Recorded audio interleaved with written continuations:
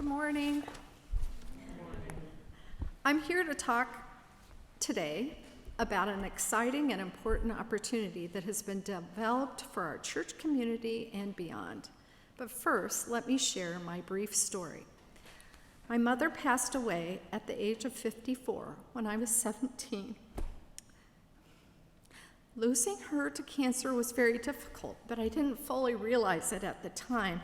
I was in a state of denial, and there was no encouragement of or opportunity for grief support other than the spouse of my youth pastor. I still thank God for her being there at that time. Left behind was me, my dad, and 2 brothers. There wasn't a lot of talk about my mother after her death. When I approached the age of 40, I felt this avalanche of emotions, feeling cheated, feeling regretful, and more. I truly felt like there was this gap that had not been filled.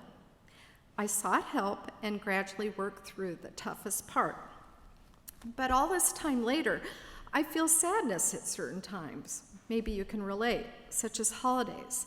There's still some emotional baggage there, but I see it as part of a natural journey to work through. I'm not afraid of it. I just embrace it.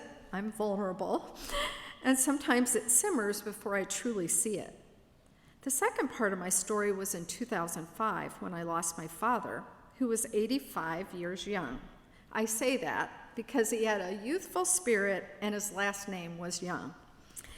It was on October 9th, a Sunday, during church when I was singing in the choir, right over there. I remember it. I had a weird feeling during that service, and I welled up with emotion while singing. Then, when I went out to the parking lot, I received the call that he had passed away, not unexpectedly. Thankfully, I was at a time and place in my life to talk about it, celebrate his life, and lean on the support of my family, friends, and church. But losing both parents complicated my grief journey, one that I came to accept as part of my life. But that isn't all. I've come to realize grief can happen when a pet dies, a child moves away, and after retirement. For some, it can come when one moves and sizes down, parts with sentimental items, or when a relationship ends.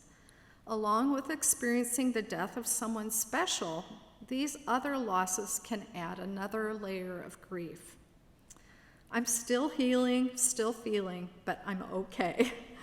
Perhaps you can identify with my story. Perhaps your grief is very fresh and raw.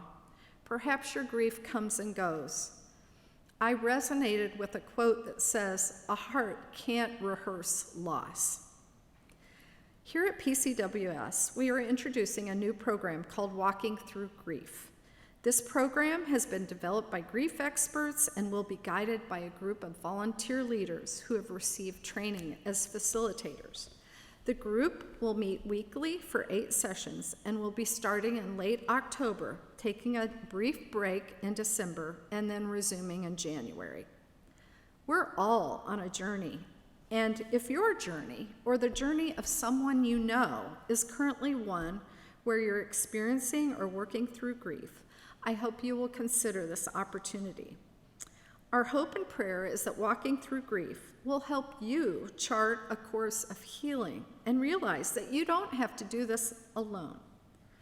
Thanks for listening, and if you're interested in learning more or signing up, you can visit presbyws.org/grief. You can reach out to me or Eric, or contact the church office to be put in touch with me or one of our other leaders. Thank you.